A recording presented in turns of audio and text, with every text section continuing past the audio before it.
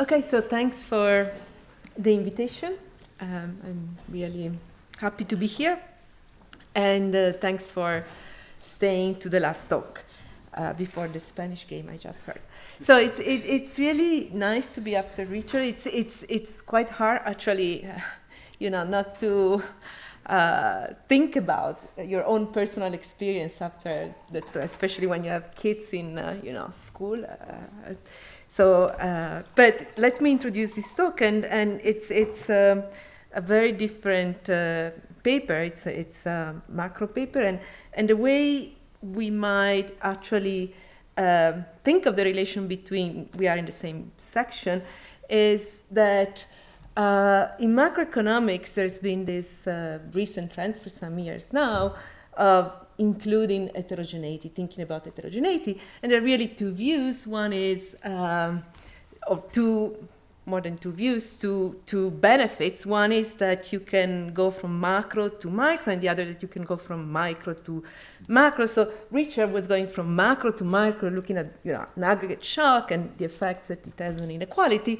Instead, I'm going to go from micro to macro. I'm going to think about some heterogeneity, inequality, and the effects that it has on aggregate outcomes. And in particular, the kind of heterogeneity that I'm going to focus on is the distinction between two types of unemployment.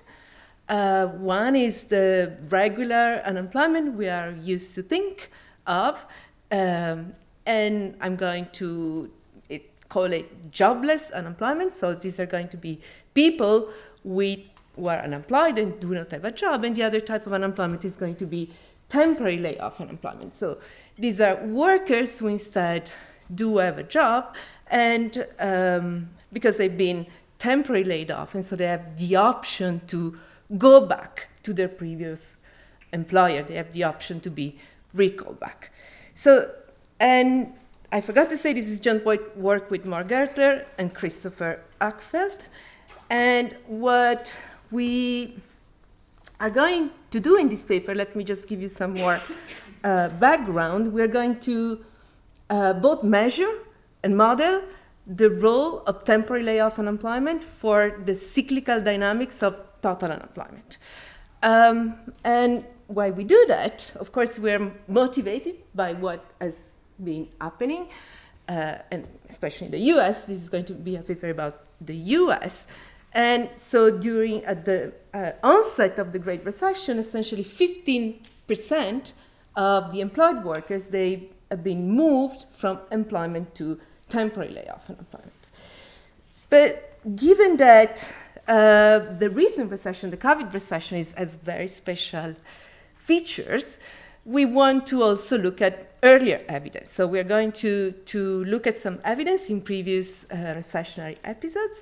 We're going to revisit the evidence, and the idea is that we want to have a framework that can be a bit more general than just thinking about COVID.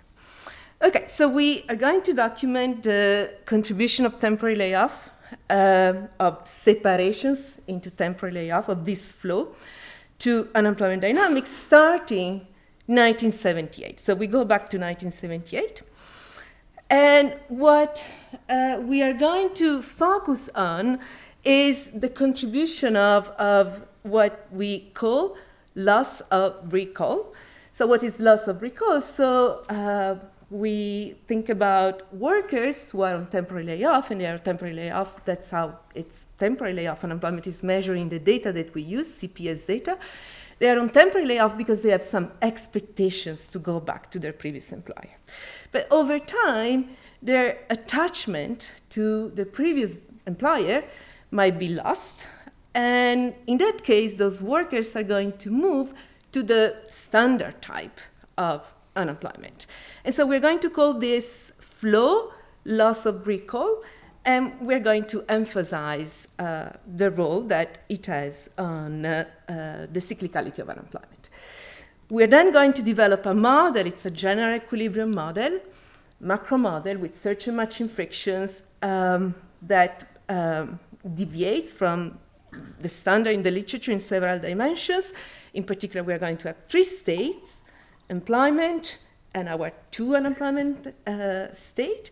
We're going to model endogenous, that's a first contribution, endogenous separations into both states, from employment to temporary layoff unemployment and to jobless unemployment, and also other flows from the three states endogenously.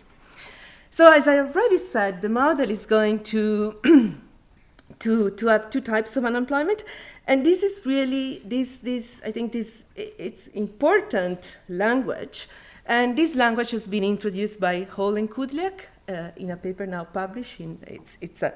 It's a paper that has been recently published, but it has been around for some time.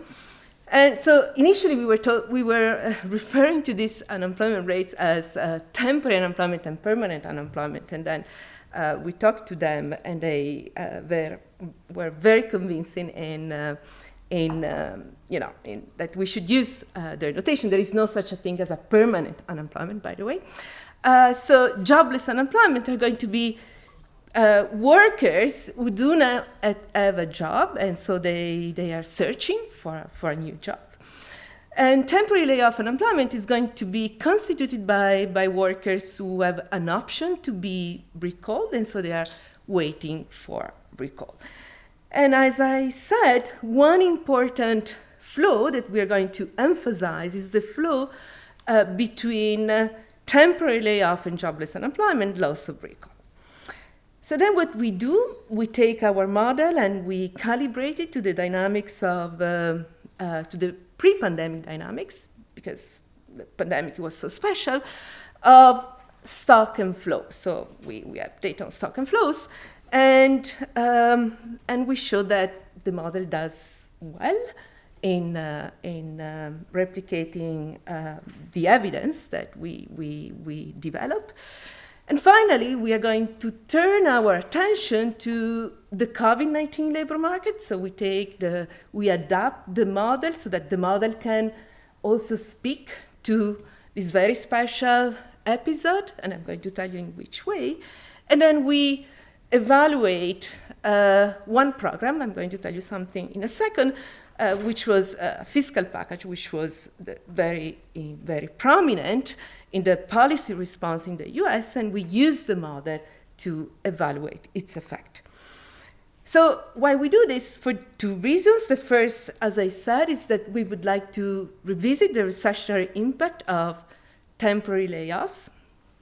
And in particular, we want to add to the traditional view. So let me first tell you what's the traditional view. The traditional view is that temporary layoffs tend to work to stabilizing unemployment. They have a stabilizing direct effect.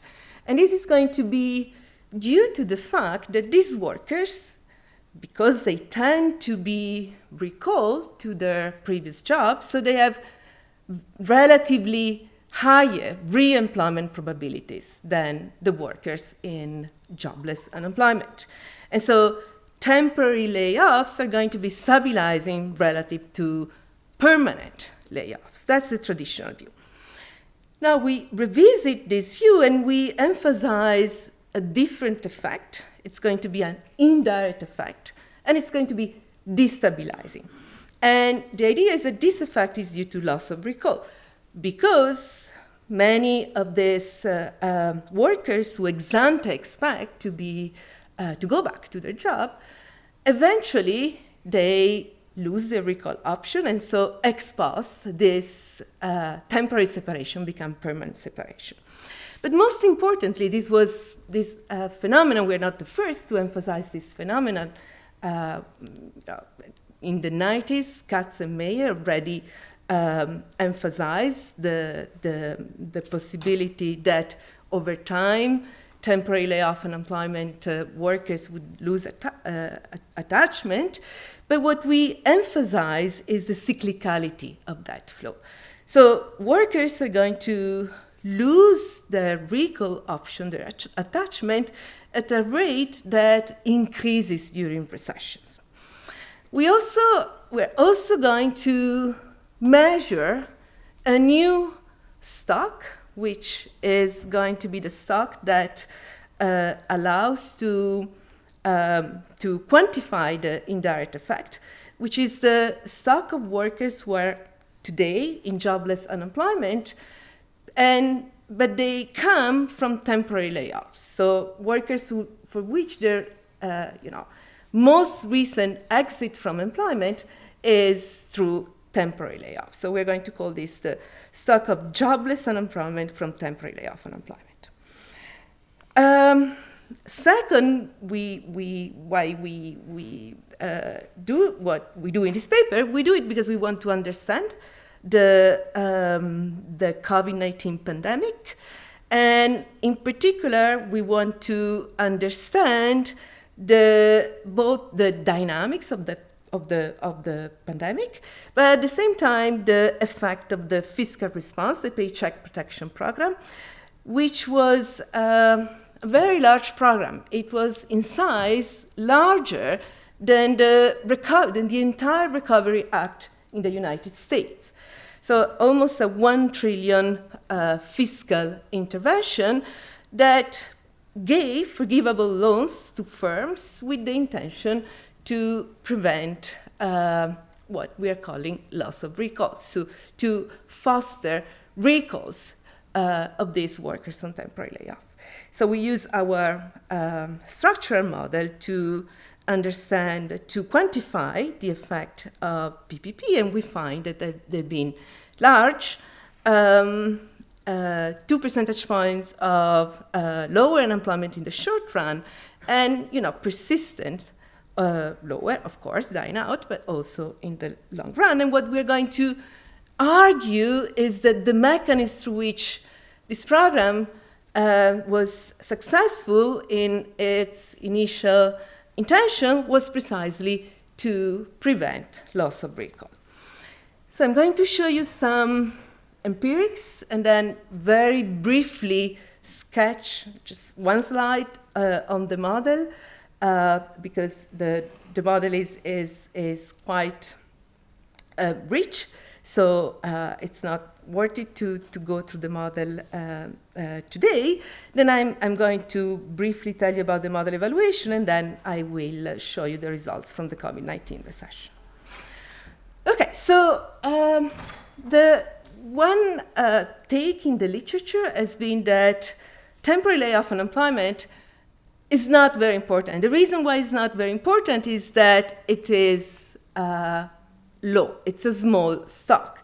Here you see some statistic for the stocks. So for total unemployment, jobless unemployment, and temporary layoff unemployment, it's true, both types of unemployment are very counter-cyclical and very volatile, but temporary layoff unemployment is only 1/8 of total unemployment. However, the fact that the stock is small doesn't mean that the flows in and out are going to be also small.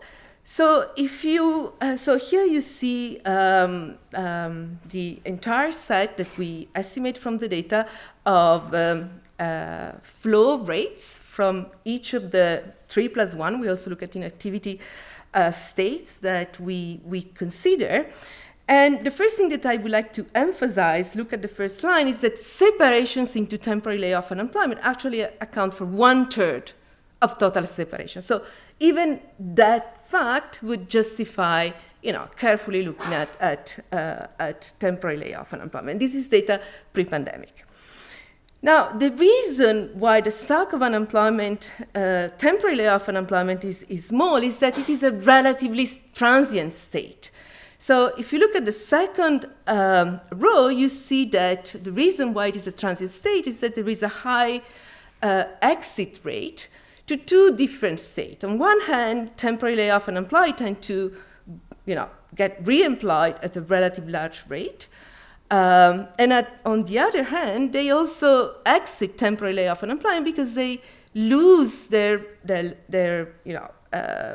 recall options, and that's the flow from TL to JL. So it's a large flow to that state. Now, here in this table, we do two things. First of all, we emphasize, as already said, that the re-employment probability of those workers who are in temporary layoff unemployment is essentially double than the re-employment probability of those workers who are in jobless unemployment. But we do something else. We also compare those re-employment probabilities, unconditional re-employment probabilities, to the probability of workers who are today in jobless unemployment, but yesterday, previous months, they were in temporary layoff unemployment. And we find that the conditional transition rates are basically identical to the unconditional rates of those workers who are in jobless unemployment. And this is important because this provides support to the fact that this loss of recall is indeed a meaningful phenomenon. Now, the last thing I want to convince you about in terms of the empirics is to show that temporary layoffs are particularly important during recessions. So here we compute the cyclical properties of the gross worker flows, and we emphasize that all the flows that involve temporary layoff are extremely cyclical. First of all, temporary layoff are counter-cyclical.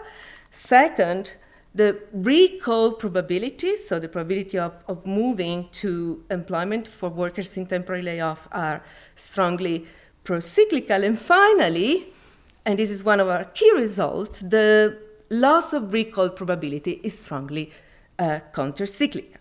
Now, this table is going to suggest that there are two effects, as I was mentioning, of temporary layoff on total unemployment. One is a direct effect and can be measured by simply looking at the increasing temporary layoff unemployment during recessions. This happens because the temporary layoff go up and because recall rate go down. But at the same time, there is an indirect effect, which is associated to the fact that temporary layoff goes up, but loss of recall also go up. Now, this indirect effect cannot be quantified by simply looking at the stock, because obviously the stock are not going to show those workers who are now in jobless unemployment but previously exit employment to a temporary layoff. So what we do, we develop a method to estimate this indirect effect, a method to estimate this stock of jobless unemployment today who last exited employment from a temporary layoff. So here I show the time series for temporary layoff unemployment, 1979 to 2019. And what this figure emphasizes is the countercyclicality of this stock, but at the same time, it emphasizes that the cyclicality has been going down over time, and in particular after the 1919 recessions. And this is one reason why the literature, as there was an intense literature in the 1990s, trying to understand the consequences of temporary layoff unemployment, and that literature, in recent years, there was much less attention until, of course, the COVID recession. But the point that we want to make in this paper is that if you consider also the indirect effect, things are very different. So here I'm summing the stock of temporary layoff unemployment, so the direct effect, and I'm summing to that the new stock that we compute, so jobless unemployment coming from temporary layoff unemployment. And as you can see, the contribution of temporary layoff unemployment, once you also include the indirect effect, increases significantly. And if you take, for example, as an example, the Great Recession, the contribution essentially doubles.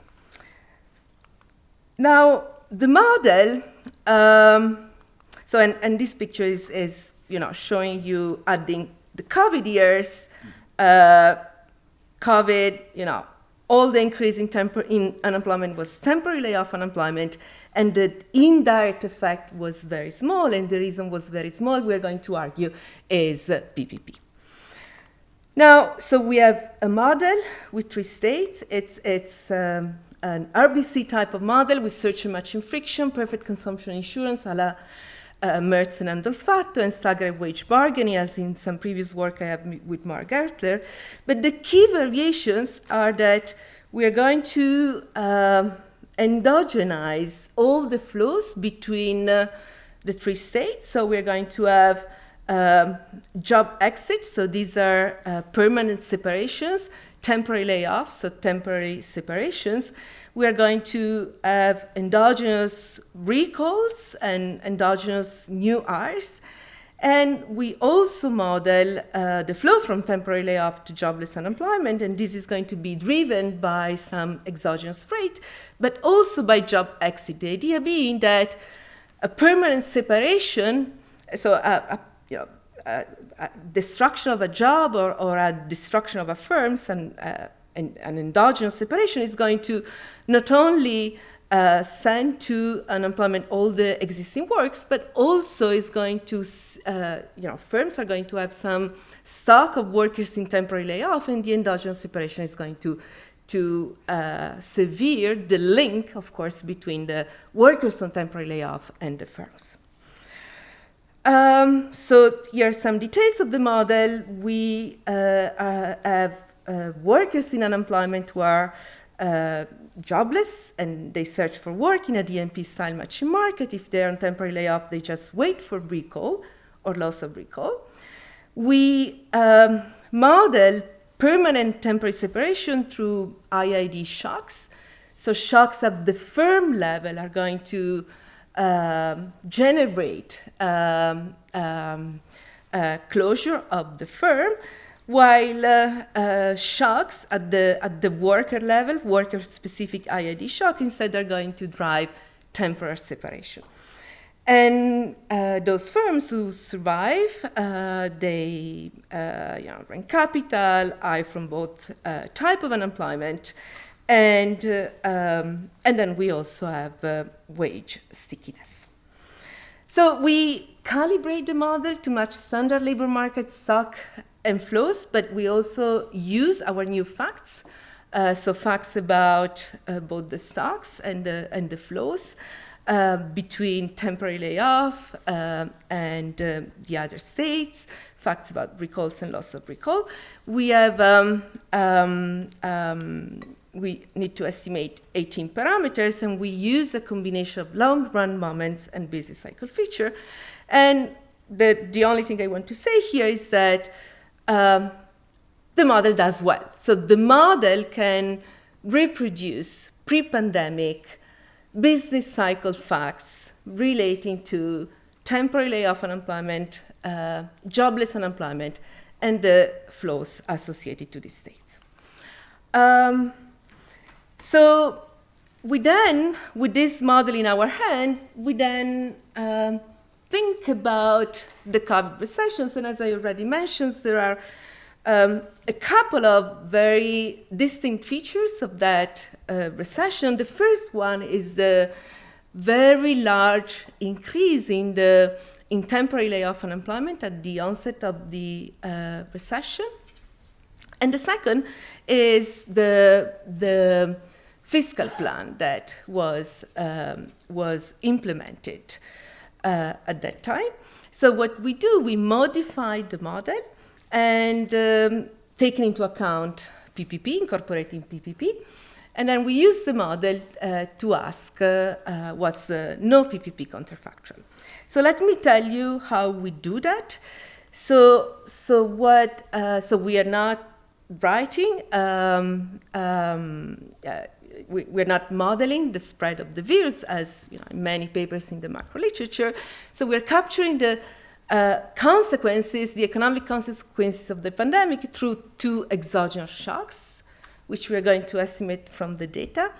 One is a new shock in the literature, is what we call a lockdown shock. So it's a shock that is going to move workers from employment to temporary layoff. So in the model, there will be 2 types of temporary layoff unemployment.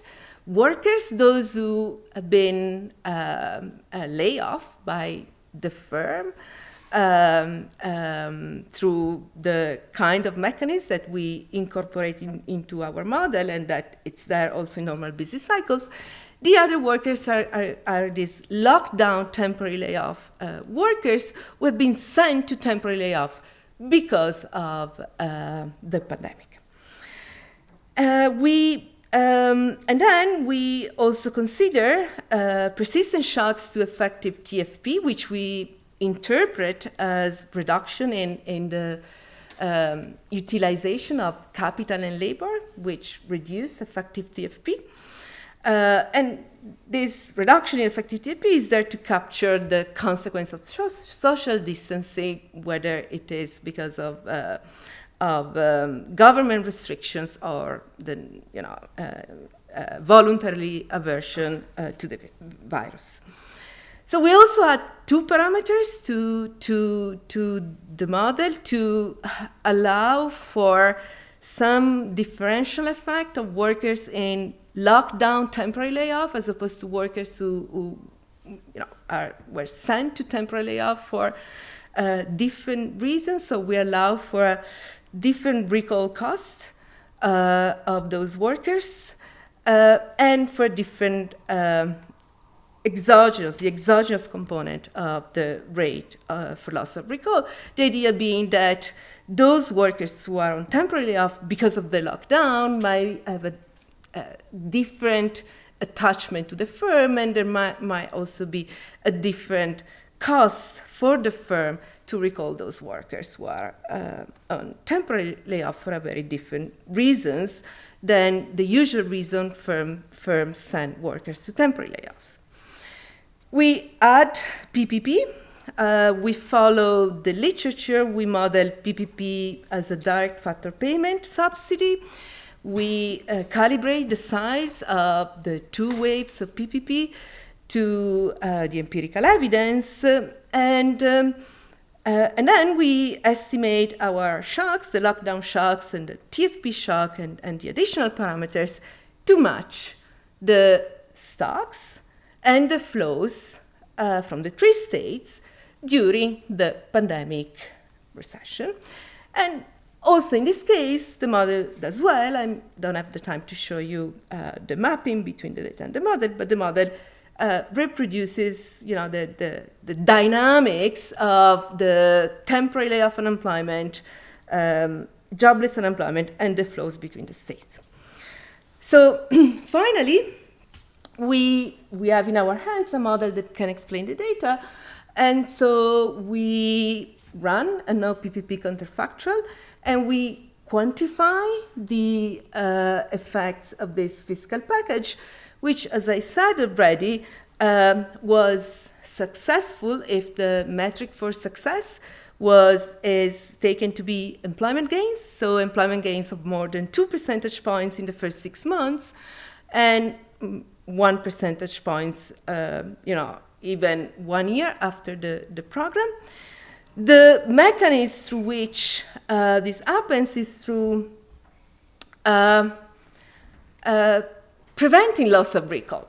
So the number of recalls due to PPP is double than in the absence of PPP. And the fact that firms, because of PPP, recall their workers on temporary layoff at a higher rate than without the fiscal package achieves a reduction in this phenomena. Worker losing their attachment. These workers get recalled back before they lose their attachment.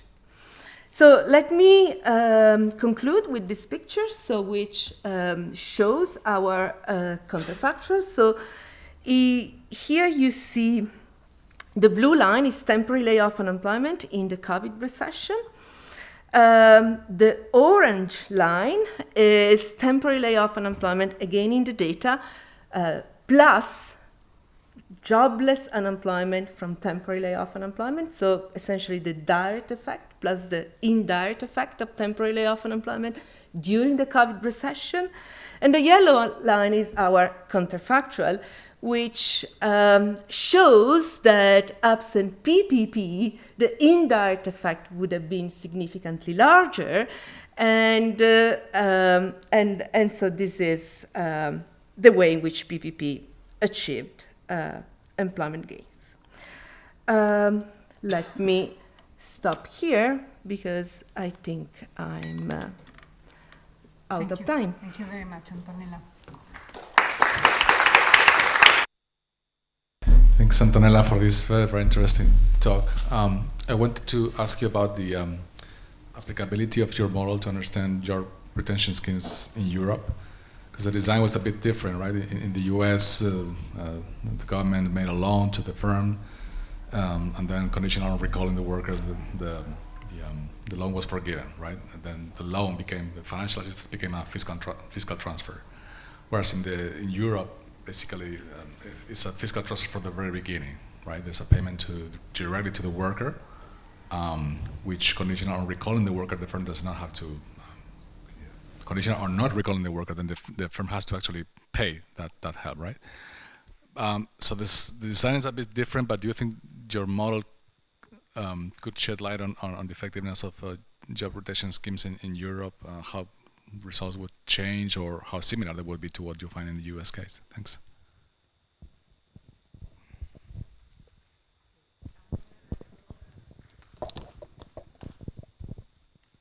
Yeah, I wanted to ask you about one aspect of the model. I understand that because you didn't have time to show the model. So I understand that temporary layoff people don't search at all when they are in the situation, and then when they realize that the job is gone, then they start searching, because this would be a very strong element of persistence in unemployment, as the discussant has highlighted. I mean, in reality, people who are temporarily laid off, I mean, if you're unemployed, you have to figure out what is your chances of finding another job. People who are temporarily laid off, apart from that, they have to figure out what is the chances that they will really be recalled or not. And it may take a long time for them to realize, especially if they misperceive the chances of being recalled. This may actually take a long time. So I wanted just to know if you have quantified the increase in unemployment that is coming from increased persistence, that kind of thing.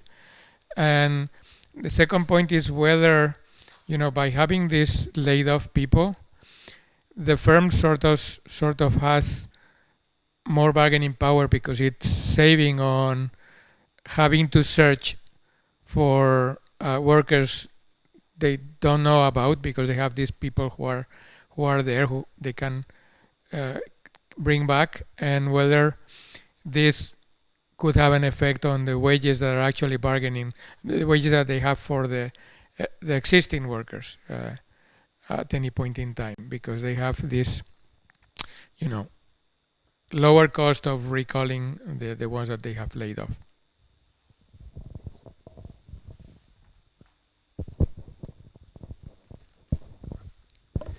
Yeah, very nice presentations. I was also thinking, like Carlos, in the fiscal cost, of these measures. It's true that it's different, in the US and in Europe, but there was one transition that you showed that interested me, and you didn't talk much about it. That was the transition of temporary layoffs to inactivity, basically, and it surprised to me that you have, if I'm not mistaken, 15% of individuals that were transiting to inactivity. So we are thinking these schemes to to keep those guys close to the market, but still there is a big chunk of them that go directly to inactivity. And I was wondering whether you look at them, these characteristics of those guys, whether we may think on ineffective measures, directing resources to those guys and to keep that particular job. Thank you. Antonella, would you like to answer? This thoughtful discussion that raised many big questions. So the paper actually touches on several aspects that in the macro labor literature are still under debate, and Mariana pointed out to several of those still ongoing debates. One is one is, I guess, so you were discussing the change of expectation of recall during the layoff spell, and so I have just so first of all, to put things into context, so the way we measure, and it's also the way you measure in your work, temporary layoff unemployment, is based on the expectation that the worker state at the time of the interview that she is going to be recalled back. And there is some dispute in the literature that maybe these expectations might be not revealing of actual outcomes, and so that the two states are not exactly distinct states. So we try to argue in the paper that they are by looking at this transition rate of jobless, unemployed, conditional being on temporary layoff the previous period. But 2 points, I agree there might be more work to do there. So we should, for example, try to produce the same kind of data by controlling for worker observable characteristics, controlling for duration of unemployment, and so that's something that we are planning to do. The other thing, and this is also something that you emphasize in your work, is that at the end, it is worker expectations that are going to drive behavior. So those worker expectations, independently of whether they then coincide with actual outcomes, are going to drive behavior in terms of whether the worker is searching or not searching, drives behavior in terms of how much the worker is saving and consuming, etc. And finally, there is quite some evidence, and you also reproduce in your, that expectations do correspond to outcomes. That those workers are indeed recalled to a very high extent to their previous job.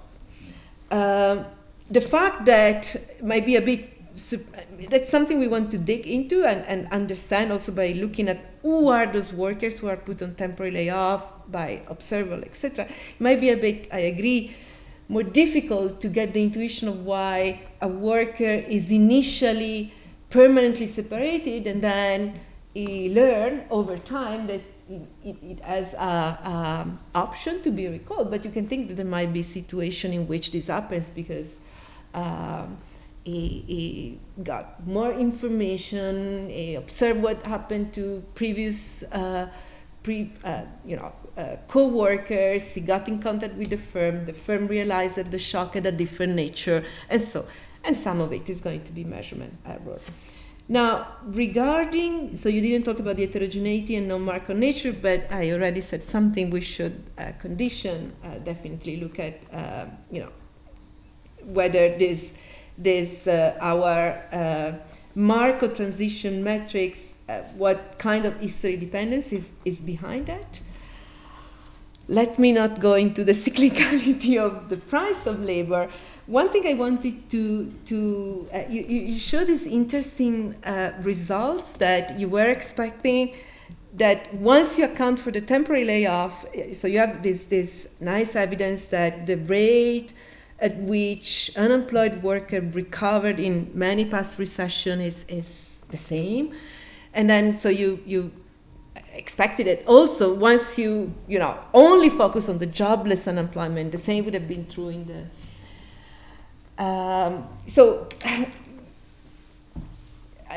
and then you mentioned that maybe the reason why you have this higher, it's that some permanently laid off could have been recalled.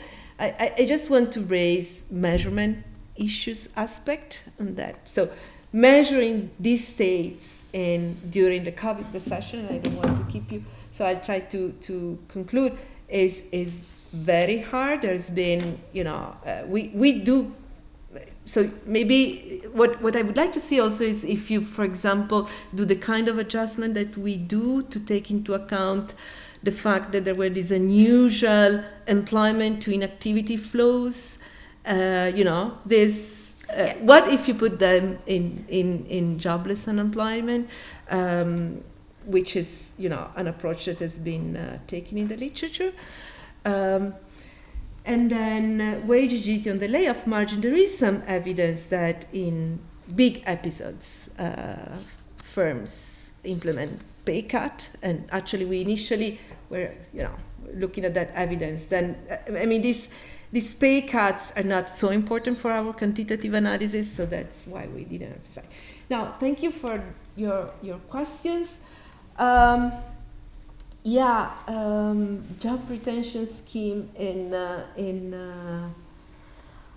Europe and in the US, there is this there is this literature that is very, very new, where they try to. There is a very nice paper by Giulia Giupponi and co-authors. I just know her because she's my colleague, where they try to compare. Job retention schemes, so protecting the jobs versus protecting the worker, so unemployment benefits in the United States and job retention scheme in Europe. So the only thing, it's very hard. There are many aspects, in terms of what kind of incentives are distorted with one type of policy and the other, the insurance, the effect if you have reallocation. I have to say one thing that we emphasize just one aspect, which is that these job retention schemes are going to be to have this benefit in terms of preventing loss of recall, but that's just one of many different aspects. The temporary layoff do not search, yes.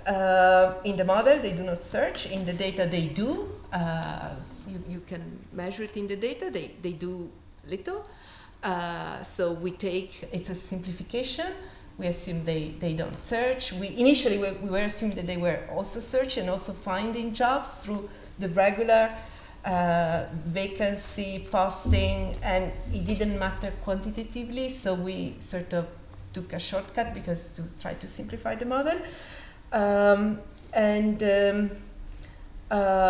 The bargaining power, that's a very interesting comment. Let's discuss about this at dinner. Okay, thank you very much. Let me thank the speakers again.